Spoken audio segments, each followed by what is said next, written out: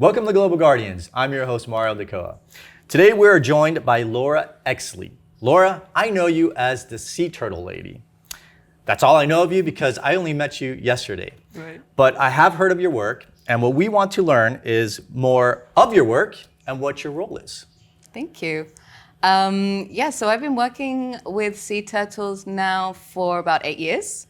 It wasn't the intention to start with, and basically here on the Peninsula we have all kinds of sea turtle nesting. We have one of the busiest beaches in the South Pacific. So that particular area out in Carate, Rio Oro, Pejiperro, which is the area that we have our project, we're seeing about 7,000 nests per season, which is huge numbers of the olive ridley sea turtle in particular. And then we also get some nesting from Pacific greens. So I came into contact with karate, not really knowing what I was doing in life. I was at that point studying black howler monkeys in Mexico and was very much in the sort of route of being a primatologist or a primate researcher. And then came across this incredible place at the end of the road out in Carate. All of this sea turtle nesting going on and a huge amount of social issues in that area. It's a hugely biodiverse location. It's one of the most biodiverse regions in the planet, right next to the Corcovado National Park, which was made a national park in around the 70s. But there's still a lot of different things going on there, which means that the integrity of the conservation isn't quite as powerful as it should be for that kind of location. So there's lots of still gold mining going on, there's some hunting, obviously sea turtle nest poaching. And I'd never really worked with sea turtles before. I'd had a little bit of experience working with a community project that was already going on there. But then saw this desperate need for a well-organized project that had good conservation goals and also research goals as well. And this need to kind of find an alternative means of employment for a lot of the local people that were having to depend on natural resources for survival, just as a result of the kind of socioeconomic situation that's going on in that area, which you see pretty much anywhere in the world where there's high levels of biodiversity. Normally there's not a huge amount of opportunities for employment and education and things like that. Gotcha. So from primates to reptiles, right. Sea turtles. Believe it or not, I thought you were Costa Rican. Right? Until I met you for the first time yesterday briefly as we were organizing where we're going to meet to do this interview. And then I heard that you obviously have an accent. So where are you from originally? I'm originally from England. I was born in London. I spent 20 years or so there. I'd spent a couple of years in Thailand and done some different things in the meantime. Went to university, and there's not much wildlife in East London, as I'm sure you can imagine. So definitely started to look for different areas where I could explore a little bit more my interest in exotics in particular. I had worked in zoos for a couple of years in the UK, which was kind of as close as I could get to working with those kind of animals. Worked mainly with primates and did some things around training and behavior for medical procedures and things like that. And then got a really incredible job in Mexico with a researcher with the University of Mexico looking at black howler monkeys in the Palenque National Park. Cool. Yeah, I kind of have a little bit similar background in that I always loved animals. And I think generally the first contact people have with animals is with captive animals. So I did work in some zoos, facilities as a keeper as well. That was my first connection to animals, and then I was like, well, I want to see them in the wild now. Right. I want to make a difference. What were you doing with the howler monkeys? So it was a really incredible project. We were looking at spatial navigation and foraging strategies. So basically the idea was to get an idea of whether the monkeys have a map of the forest, if they're moving around in a random manner, or if they have kind of, for example, if they know when a tree is fruiting, they're going to move to that area, if they have this kind of planning around their movements. So we would kind of take turns in following particular groups of monkeys for about a week per group.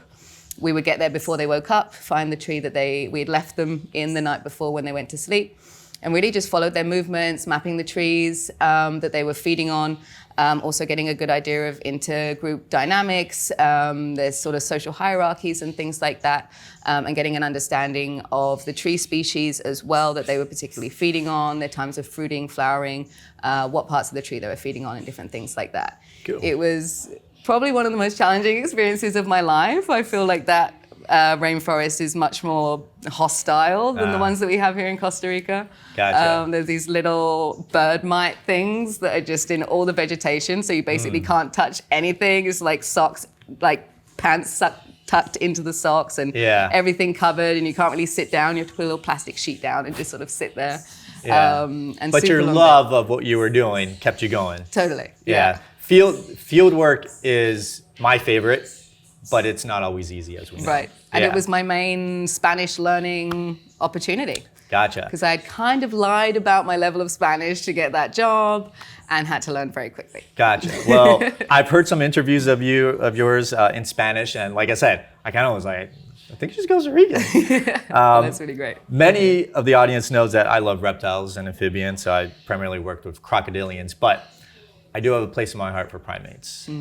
I think they're fascinating. And here in Osa, in Costa Rica, I think the spider monkeys are my favorite. They're very cool. Yeah, they're pretty neat. Have you ever seen them like run between one tree to another on the floor? No, I have not. It's hilarious. Yeah. It's hilarious. We'll try. I mean, they've got the dangly They're legs. just all over the place. They kind of, I mean, especially the species here in Costa Rica, in Osa, like when they have like the different colored facial features, like they look kind of alien-like. Totally. It's very weird, you know, like, but yeah, something endearing about them. Definitely. So what brought you here to Costa Rica, in particular to Osa Peninsula? Well, so I was on that research project in Mexico, and I got an ankle injury that was quite serious, just doing some silly taekwondo classes that I was doing, not even in the field. Usually that's the way injuries occur, right. taekwondo or something. You know? But it was really bad, actually, and it was estimated about 12 weeks for recovery. It was a very physical job. We were about 13 hours a day in the forest every day, and that national park is on ruins. So even with good legs, it was pretty challenging.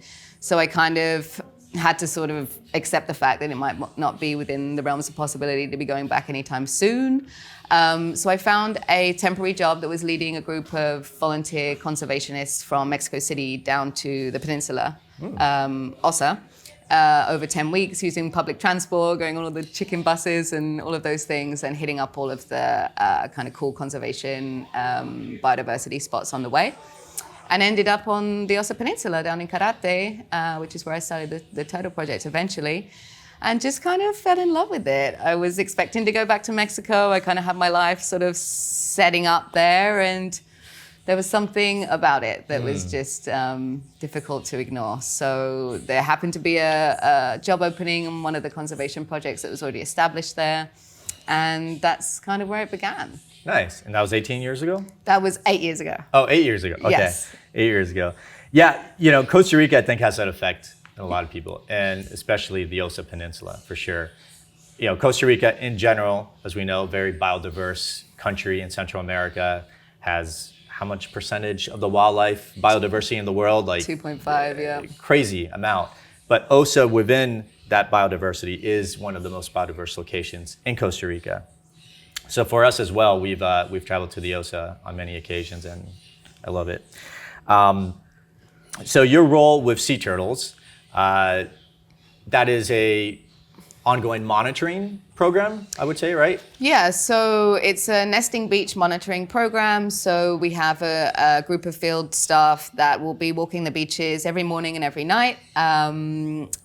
Overnight, they're looking for the female sea turtles because they're coming up to nest in the dark in general, taking information on size, looking for any kind of injuries. We also have a tagging program as well, which allows us to, if we see the same turtles again, get an idea of how many times they're coming up in a season, and some other information about them as well. And then we're also looking at the success rates of the hatchlings. So what's the percentage that are hatching successfully, of the percentage that isn't, what's gone on there. We kind of open up all the eggs and look at any sort of stage of development that they may have reached, look at things like bacterial, fungal infections, other kind of predation situations, which also gives us a good idea about the health of the beaches as well. And then we also have a hatchery, which is a sort of an enclosed space that's monitored 24/7, where we put nests in them. They're in a much more sort of condensed situation than they would be in the wild. So we have to have quite good hygiene protocols. We have to kind of clean the sand every year and things like that. So essentially you're monitoring the nesting seasons of Yes. the certain turtle species, and then you're collecting eggs and incubating them Yes. to basically kind of give them a bit of a, I'm assuming, to prevent predation Yes. and potentially Poaching. Okay. So how many eggs do you collect and you're kind of incubating in this area at one time or at any given time? Right. So the hatchery has a capacity for around 300 nests, which is relatively a small percentage of the nests that we see over the space of a season. You know, we have about 7,000 nests that are laid across about 8 kilometers of beach. So the percentage is really small, but we have a particular area of the beach, 1 kilometer in particular, where there's a lot more local people, a lot more houses, a lot more movement, a lot more dogs and things like that. So we have the hatchery in that area that we try and combine with some community sort of initiatives to support local people in understanding the importance of protecting the eggs from their dogs predating them and things like that. And then the other areas of the beach we manage in a bit more of a natural way, because it would be difficult to manage all of those nests. Yeah, because when you said that, I was trying to think like, wow, there's a lot of turtles that come up to nest, and then each turtle, lays how many eggs potentially? Between around 80 to 100, yeah. So you're basically, you guys are targeting high risk areas Yes. to collect a certain percentage of eggs and then incubate them in a safer area. Yeah. To basically create kind of like a bit of a head start aspect. Right. Yeah. Because we also do have a lot of predation by wild mammals, native mammals, which is also an important part of the ecosystem. We can't sort of protect every nest, every egg that there is, because they're also food for the felines and things like that. Sure. So it's mainly domestic dogs that seem to be sort of tipping the balance a little bit, because they also just predate on the nest in a slightly different way. The wild mammals will, find a nest, open it up, and the whole group will finish it off, and that's kind of that. The dogs will come, they'll kind of dig up a bit of one, pop some eggs, make a bit of a mess, go to the next one, do the same thing, and end up causing a lot of damage because they're not eating the whole nest. And once even a few eggs have been opened, it kind of creates this whole extra micropredation thing that comes, and with ants and other birds then follow in, and it becomes a little bit more dramatic. Yeah, okay, so basically you're seeing the dogs as kind of an invasive species that is interfering with the nesting. Exactly. You briefly mentioned the species that you're working with, but can you name those species again, and kind of what is their seasonality? Yeah, so we actually have 4 different species that come onto the peninsula to nest. We have 2 primary species. The olive ridley makes up a huge amount of that. That's around 7,000 a season. And then the second would be the Pacific green. Much lower numbers. We're looking at between 400 to 600 nests a season. But for that species, it's much more endangered. So it's actually a really good number. It's a good, strong population. And we focus on them for our tagging and kind of extra conservation initiatives and research. We also get the hawksbill and the leatherback, but on our beaches in particular, just much lower numbers. We might get 5 hawksbill nests a season, and we have 1 leatherback that I think is the same female that comes up once every 3 years and lays that's a cool. nest. Yes. Is she tagged or anything like No, that? she isn't. We haven't had any physical sightings of her. We've had one of the nests hatch, and then some other weird situations that have happened with previous nests, but we're trying to get a bit more of a grip on if it's just one female or if there's maybe a few that are starting to repopulate here, which would be excellent. Which, if the audience doesn't know, the leatherback sea turtle is the largest sea turtle in the world, and some consider the largest reptile in the world. Living dinosaurs. Crazy. For They sure. could navigate into Arctic waters. Yep, they can go down to 1 kilometer in depth. So in Costa Rica, how many species of sea turtles are there? We have 5. 5. All right. Yeah. So let's name them. You've named some, right? Yeah, so we've got the olive ridley, Yep. the leatherback, the hawksbill, the green, and Yep. then there are a small number of loggerheads up in the north of the Caribbean side. Okay, gotcha. So you get 3 to 4 of the species in OSA. Yes. Nice. And then let's just finish that off, because how many species of sea turtle exist in the world today? 7. 7. All right. Yes. So what's the 2 last ones? So the ones that we're missing are the flatbacks, which are mainly localized to Australasia. Australia. Okay. Yeah, and then we also have the Kemp's Ridley, Kemp's which are Ridley. the little tiny ones. Nice. So who's this Ridley guy that just named these turtles? 'Cause Mr. Ridley. There's a bunch of Ridleys out there. Yeah, I've heard. We'll need to. I don't look know at- if you know the answer, but I always find it interesting when an animal is named, like the common name is named after. Yeah, there is a Mr. Ridley, and he's also named a couple of other species as well. I think There's maybe penguins or something. Ridley something. But he was clearly a cool guy. Yeah, yeah. So with these, is a seasonality similar to, let's say, the green turtle and the olive ridley? Mm-hmm. Is it kind of overlapping, or do you have different? There's slightly overlapping. The olive ridley nesting will be from June, July to around December, and then we get a little bit of extra time after that with the last nest hatching. And then the Pacific greens will be coming up from September, October, Okay. and going through till March, April at the latest, and then a little bit of time after that for hatching. Gotcha. So it's actually really great for us because it means that on our beaches, we're really getting at least some kind of activity for most of the year. Yeah. Between late and early females and the 2 species, which is a really amazing base to start a community project and provide jobs and things all year round. Yeah, that's kind of what I was getting at. So it seems like you just, throughout the year, you have some type of survey monitoring that you're doing. Yeah, exactly. Yeah. Because in other places, it's much more clean cut. Like you might get 4 to 6 months of nesting and hatching and then nothing for the rest of the year. So Yeah. everyone goes home. You know, it's a much more defined season, but we're able to kind of keep things going all year round in some way, shape, or form. Cool. I'm originally from Miami Beach, Florida, and we do have extensive coastline that is good nesting habitat for loggerheads and leatherbacks. Amazing. And there is the seasonality of it. So when I was younger, I would go out and we'd look for the loggerheads coming up. And as of right now, I've only seen 1 leatherback nesting. Wow, I've never seen one at all. Dang. I know. But you're the sea turtle lady. I know, but I don't leave the peninsula much because of that. There's so many sea turtles here that I need to get over. One to the day that Caribbean. leatherback's going to come back to She's your coming. spot. She's coming. So you briefly mentioned some of the threats that sea turtles are facing in Costa Rica, but do you want to elaborate a little bit more? Sure. So there's lots of things threatening sea turtles at the moment. It's becoming, not just for sea turtles, but all marine life. There's a lot of different things that they're facing. Directly here in our area, it varies slightly wherever you go in the world. But ours are definitely, the predation factor is relatively high. We're losing maybe about 25% of our nests over the course of a season.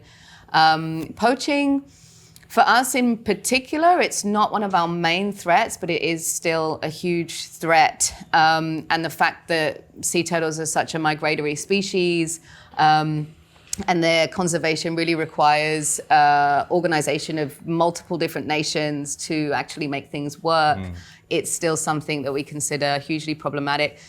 And you still find it a lot on the Caribbean side of the country, more so than here. But poaching of eggs for commercial reasons, to sell in large numbers, and also poaching of the adult females as well is still quite problematic in the Caribbean side of Costa Rica and some other countries north of here as well.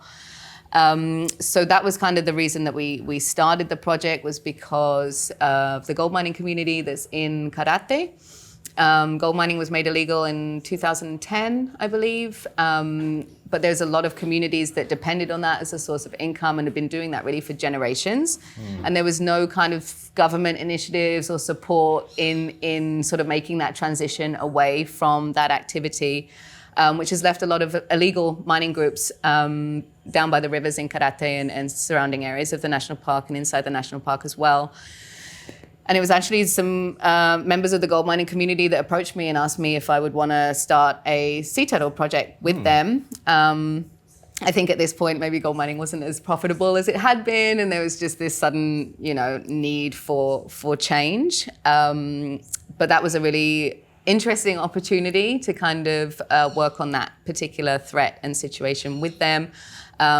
Because for us, the poaching is at a level where I just see it as it's a necessity thing. A lot of the people that are poaching, it's a nest for literally their consumption between them and their family. Okay.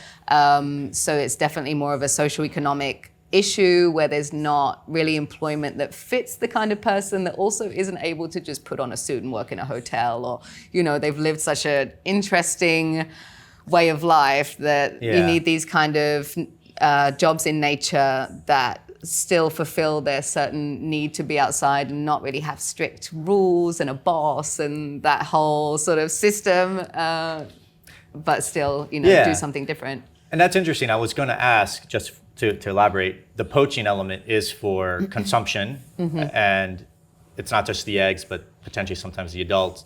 And you're seeing it in your area, at least, as essentially almost survival for these individuals to just get something to eat. Yeah. And I'm assuming that sea turtles and the consumption of eggs has been something that many generations have done in potentially a sustainable manner. Yeah, and it's difficult because we also have the situation here in Costa Rica in Ostional, which is a little further up in the north.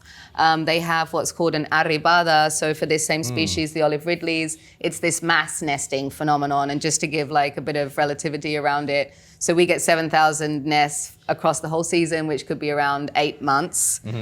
They might get 50,000 turtles come up in 2 to 3 days on a stretch of 1 to 2 kilometers of beach. Nice. So it's the arribada, which means the arrival. The arrival, the great arrival. Cool. Yeah, it's very cool. And I've been one time and it was on the lowest month, on the absolute last day, and it was still like nothing I've ever seen in my life. It's completely, it's like it's wild. Yeah, nice. That's kind of one of those wonders of the world. Totally. But are you saying then the situation is a little bit different there, probably with poaching, maybe? Well, because they of the have numbers? legal harvesting. So they actually have a program with the ADI, which is like the local development association, to legally harvest because of the sheer number of the nests that they're having on that beach. It's a similar situation to if we were to just to continue putting nests in our hatchery, this small, highly condensed sort of mass of nests in a small area time and time again without doing any kind of cleaning. The bacteria is extremely high. There's a huge amount of fungus. The turtles are literally crushing each other's nests with the amount of, individuals that there are coming up to lay. And you end up having a success rate of 20 to 30% on that beach in the natural nests. Here on a healthier beach, just where there's more space, we have about 80-85% hatchling success rate. So they've kind of used that as a justification to develop a community project around the nests and have legal nest harvesting for sale. Interesting. So essentially, doesn't mean that there's more success rate, that there's all these turtles coming up in a limited nesting region, right? Because that's probably the aspect is like, where are they going to nest without crushing another female's nest and stuff? Right. So they're justifying this harvesting to kind of help alleviate a little bit of that? Is that? The justification for it is that particular area was seeing a lot of poaching anyway, and they were having a lot of other illegal activities and violence and things relating to that whole economy, I guess, around nest poaching. So it was basically seen as a solution for the local community to have an organized, structured system where local people could harvest the nest, make a source of income, and it to all be managed. It's very controversial in the sea turtle conservation area, because for us, for example, we build our whole project around saving that exact same species on the exact same coast. And then a little further up, you have this situation in place. And it also means that there's a gray area around when people find eggs for sale, are they legal or not? They have a whole seal, like a legal seal stamping system, and everything's kind of tracked and stuff. But the reality is that people can find eggs for sale in a market somewhere and be told that they're from Australia and someone may believe it. Yeah. And then it kind of still facilitates a little bit the illegal harvesting of eggs. Yeah, it's never quite that easy. Never right? quite that easy. I mean, in the world of conservation, it's always these little micro successes or examples. Exactly. You know, I don't think you could really instill that everywhere. Right. You know, certain practices. And with that said, what makes your project, in your opinion, unique compared to other sea turtle projects in Costa Rica? I feel that one part of it that is unique is we try and definitely take conservation in a holistic way, and that goes from, you know, doing the research and conservation activities on the beach, and then also how our volunteers and staff members are living life on the turtle project. So we have our precious plastic machines, so we try and upcycle all of the plastic and things that we use on the project. Really trying to instill, you know, the idea of sustainability and permaculture and growing our own food and reducing packaging and supporting local farmers and organics and things like that. You know, for me, it's still kind of wild when we have our staff members asking for canned tuna because it's, you know, there's this sort of double side to it where it's, we can be doing all of this work on the beaches, but if we are not also kind of practicing what we preach on a day-to-day, you know, basis around where we're sourcing our food, how we're living our lives, use of pesticides and things like that. I mean, pesticides is one of the biggest issues in Costa Rica right now for its waters, and that all runs into the ocean at the end of the day, which is equally affecting our sea turtles. So I think that's what makes us unique, because I've been to a lot of sea turtle projects where they're not implementing those kind of things for their team and their staff and the local community. And yeah, I don't want to say it's a hypocrisy, but it has this element to it that's a little strange. Yeah, I think what stands out is local involvement, right? Yeah. And that's something that we've seen with other organizations here in Neosa, is the importance of introducing local communities and locals to, you know, this is their wildlife. Mm-hmm. This is what they need to protect, and helping them do so. And I think, in my opinion, getting locals involved is the way to go. Yeah, you know, that definitely helps. So I think that was particularly evident during the pandemic, where a lot of conservation organizations, really long-standing, reputable ones as well, shut down. Mainly because in a lot of instances, once you take away the international volunteering and you take away the funding that comes along with that, everything kind of collapses. Whereas we were so lucky because we had such a well-integrated local team that really, you know, saw the value of what we were doing and actually just really enjoyed their jobs. We were able to carry on with really very little money at that time, and just with a very small group of dedicated local people, which was a good reflection of how things are working. Excellent.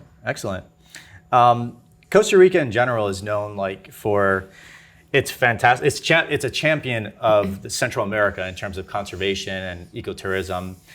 So there's a lot of things that Costa Rica is doing right, but in your opinion, is there room for improvement? What do you see in terms of with sea turtles that potentially the country can do a little better? Yeah, I feel that Costa Rica seems to have done very well with its terrestrial conservation, especially with its reforestation initiatives. I mean, it went to almost below 50% at one point forest cover, and I think now we're over 70, 75 again. I'm not sure the exact figures there, but it's been substantial and significant. They've created a lot of national parks over the last few decades and protected areas. But in recent years, it's definitely clear that the funding behind that is just not enough to sustain these initiatives that they're pretending to follow. There's a lot of protected areas, but really no one to manage them. So they are on paper protected, but really it's very difficult to tell what's actually going on inside. I'm sure there's still a lot of mining, illegal hunting, logging and things like that no one knows about. And then the marine side of things is still really behind. They're still kind of getting grips on all of that. But pesticide use and water contamination is becoming more and more of a problem. And that ultimately affects the oceans a lot. Pesticide use in palm oil plantations and any kind of sort of production land is way above what we would consider healthy and acceptable. And I actually just saw yesterday that they're now legalizing the presence of pretty high amounts of pesticides in drinking water for humans, which is Gotcha. Legalizing. Legalizing it. Gotcha. Making it okay. So there's a big disconnect there between. I feel like this country, all of the conservation initiatives are mainly fueled by NGOs and non-government entities, and also funded by them as well.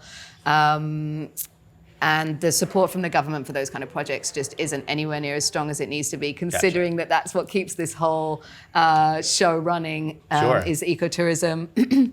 Sustainable fishing and different things like that are still not quite there yet. Yeah, that's kind of similar to what we've heard with other organizations like Biosera and the struggles that they're having. And the one thing we learned as well is Costa Rica in general, territorial-wise, like, is almost 90% marine. Yet the marine protections are not as robust as terrestrial protections. Right. And that is including with like shark finning and stuff like that still occurs, in particular in places like Osa and the Pacific. Yeah, well, over the pandemic, it's like as soon as you take money away, everyone starts to show their true colors. I mean, we were looking at legalizing shrimp trawling again. We were looking at legalizing gold mining again. And everything was just kind of backpedaling, through lack of funds and needing to find ways to make that up quickly. It was directly for the natural resources. Always room for improvement. Yes. Always. It doesn't matter the country. I don't like to pinpoint any one particular country, but yeah, there's always room for improvement. Yeah. In terms of the species of turtles that are nesting right now, which ones are the ones that are nesting right now? We're still seeing a little bit of nesting from olive ridleys, but mainly hatching from that species, and we've started technically the green season. Gotcha. So now it's so those are hatching. So you mentioned earlier there's a festival that's going to be occurring in a few days. What's that festival? So we have our annual Sea Turtle Festival. I mean, first and foremost, is to celebrate all of the hard work for our team. I mean, it's always challenging. The sea turtle peak nesting period aligns with our really heavy rainy season. So living out in the jungle in rustic conditions, out on the beaches every night in the rain is definitely worth celebrating when you get out the other side into the summer. Celebrating that this is the peak time for hatching. So it's a really beautiful opportunity to get people out to the project to come and see what we've done, and hopefully see some releases as well of the hatchlings. It's always a really powerful experience for people to see hatchlings, run down the beach and reach the ocean. So you mentioned like the release, so you guys will physically help to transport the sea turtles, give them a bit of a head start to get to the ocean and not get predated on, right? Yep. So we have they'll hatch in the hatchery at some point overnight. Normally, they'll hatch when the temperatures are cooler and less chance of predation. And then the next day we come and excavate the nest that's already hatched. And normally you get a good number of little of the weaker, not so fast hatchlings still in there, and we kind of gather them up between a couple of different nests that have hatched and release them all together. And obviously protect them as they go down and explain to people around the life cycle of the turtles. But it's always a really impactful experience. So let's real quick talk about statistics, since hopefully I'm going to be helping you release some of these precious little hatchlings. Now, unfortunately, nature, not all these hatchlings will survive to adulthood. So just give us an example of once the female lays 80 or so eggs, and once they hatch out, what are some of the statistics of survival rates? Yeah, I mean, we get all across the spectrum. So we have some nests that hatch perfectly, and pretty much every egg produces a hatchling, which is obviously the best case scenario. And then we also get situations where none will hatch, and pretty much everything in between. Our general success rate for our beaches is around 85%. So we could get around 60 hatchlings is pretty normal for an olive ridley species. Generally a little bit higher for the green turtles. We might get 80 or 90%. But some of the reasons that they might not hatch completely at the moment, its temperature is a big one. I mean, the sea turtle nest is incredible in its design. It's probably about, like 30 centimeters or so from the top of the eggs to the bottom of the eggs. And then you have this little neck of sand that kind of protects it from that extra hot part at the top. And then the design gives it almost a should be a perfect gradient between male and female because it's a sex determination for whether they're male or female. So it's cool guys and hot girls is what I used to remember it. But over time, we're definitely seeing this bias now towards female production as the temperatures are getting higher, seasons are changing slightly. So that tends to be our biggest cause of losses on top of predation. And then other things like bacterial and fungal infections are very normal, but they don't happen all the time, but they can cause a lot of damage in a nest. Gotcha. And that's interesting to note that there are certain reptile species that have that sex determination based on temperature. There's a certain point in incubation that the temperature will trigger a hormone that will, create male or female. In alligators, it's opposite with the temperature aspect. But in terms of a global threat to sea turtles and some of these reptiles will be climate change, right? Fluctuations in seasonality, fluctuations in temperature. So yeah, if you have an all male bias potentially in a species or vice versa female, right, that could be detrimental to populations in the long run. Yeah, and we've already started to see that in leatherback nesting beaches, for example, in the Caribbean. They did a study not too long ago where they were basically seeing 100% female production on wild nests on the beach. So that's why also that's another positive of using a hatchery is you have the capacity to manipulate the temperature and you can irrigate with fresh water and different things like that to kind of create a little bit more of an ideal environment for incubation. So we have our hatchery completely covered now, and you'll find in general in Costa Rica that most hatcheries will be completely covered because just out there on the beach, natural temperatures are just getting way too high to get that nice balance between the sexes that you're being produced on the beach. Yeah, so that makes sense, and that is an easy thing for conservationists to do is to at least try to create some shade or something to help create that natural gradient. Yeah. All right, Laura, I would like to conclude with a somewhat simple question. What advice do you have for young conservationists? Someone that is watching this and says, I want to be a sea turtle lady. Not so simple question, but right. Have at it. Yeah, I was thinking about this the other day actually, just because we get a lot of our volunteers and research assistants that always say I'd just love to do what you do. How can I do it? What's the secret? Because I can see that it's a very competitive industry and there's lots of young people that are really looking to move into conservation and kind of make it their primary career and their source of income and build their life around it. And there's a lot of challenges around actually getting to that point. But I definitely think the most important thing is, there's just so many things to do in conservation. This earth needs so many people to be able to sort of implement all of these different conservation dreams and ideals that we have. So there's always something to do, and it's just a case of finding out what that is, finding a niche, finding a little space that you can see that there's a need for some kind of work that you're interested in doing, and then focus your efforts toward building the skills to kind of fulfill that role.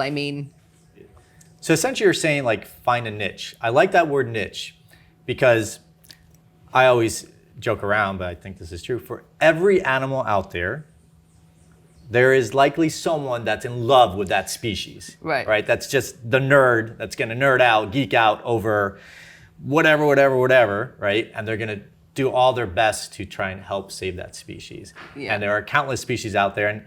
And I think there's some species that need that person. Yeah. They need that person to geek out over them. Yeah. And find your niche. Find your niche. Find your niche. Yeah, because I was working with primates. I'd never had any experience with sea turtles before. And I came to the Peninsula. There's this huge nesting beach with all of these incredible sea turtles.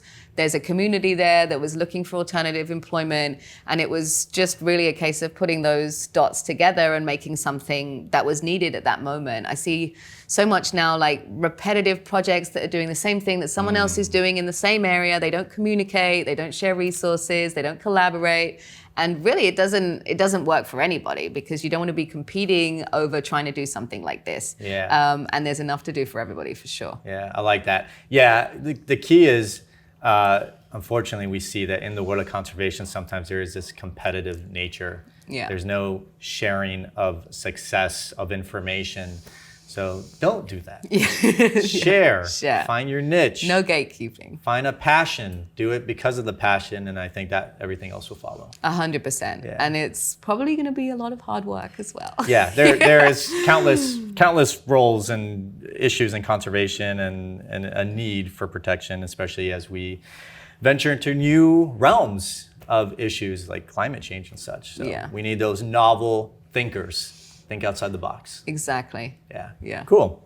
All right, Laura, all that's left is tell the audience how they can help. How can they help your organization with donations or such? Give us some websites, some social medias, things like that. Right, yeah. I mean, everything that we have is all under Tortugas de Osa, which is turtles of the Osa in Spanish. So our website is www.tortugasdeosa.org. We have our Instagram, and we have lots of different volunteer and research assistant opportunities available. The research assistants generally are people that are looking to move into conservation. They are voluntary positions, but we give food and accommodation and support with transport. Okay. And it's a really incredible opportunity to learn in the field with scientists. And then the volunteer opportunities are for everyone, really. Anybody that wants to come and learn more about turtles, spend some time in one of the most biodiverse places on the planet, and in general have a good time. But yeah, you can find everything about the project through our website and our Instagram. Nice. We're going to put all the relevant links and stuff on the description below. And come and check out the sea turtles. You might not leave. You might become a sea turtle lady as well. So thank you, Laura. Thank you so much. Really great to speak to you.